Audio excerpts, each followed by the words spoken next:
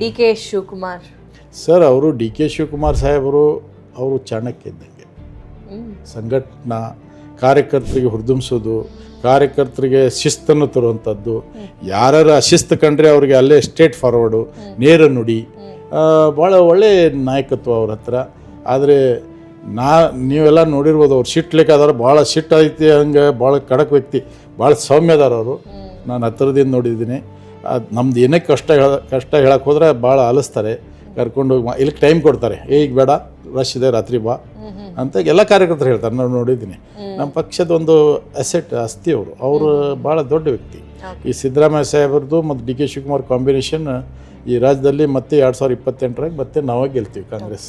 CM Siddaramaiah ಅಂತ ನಾನು ತಗೊಳ್ಳಲ್ಲ, ನೀವೇ ಅಂದ್ರಿ ಸಿದ್ದರಾಮಯ್ಯ ಮತ್ತು ಡಿ ಕೆ ಶಿವಕುಮಾರ್ ಕಾಂಬಿನೇಷನ್ ಅಂತ. ಇದ್ರ ಬಗ್ಗೆ ಏನಂತ, ನಿಜವಾಗ್ಲೂ ಇದೆಯಾ ಕಾಂಬಿನೇಷನ್? ಮತ್ತು ಅದು ಕಾಂಬಿನೇಷನ್ ಇದೆ ಅಂತ 2023 136 ಇಬ್ಬರು ಮಾತಾಡ್ಯಾರ ನೋಡ್ರಿ, ನೀವು ಮೀಡಿಯಾದವ್ರು ಕೇಳಿರಿ ಅವ್ರಿಗೆ.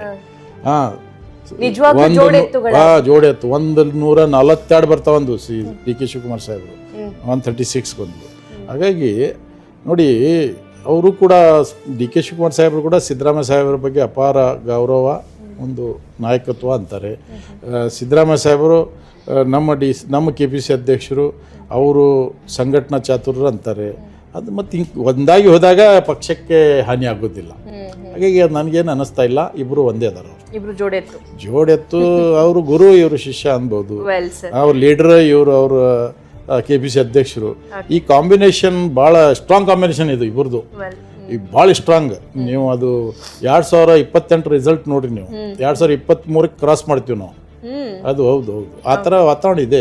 ಯಾಕಂದರೆ ಸಿದ್ದರಾಮಯ್ಯ ಸಾಹೇಬರ ನಿರ್ಣಯಗಳು, ಸರ್ಕಾರದ ಯೋಜನೆಗಳು, ಡಿ ಕೆ ಶಿವಕುಮಾರ್ ಸಾಹೇಬರ ಸಂಘಟನೆ, ಕಾರ್ಯಕರ್ತರಿಗೆ ಹುರಿದುಂಬಿಸೋದು, ಇವೆಲ್ಲ ಭಾಳ 2023ಕ್ಕಿಂತ ಇವಾಗ ಭಾಳ ಚೆನ್ನಾಗಿ ನಡೀತಾ ಇದೆ. ಹಾಗಾಗಿ ನಮಗೆ ವಿಶ್ವಾಸ ಇದೆ, ಮತ್ತೆ ನಾವೇ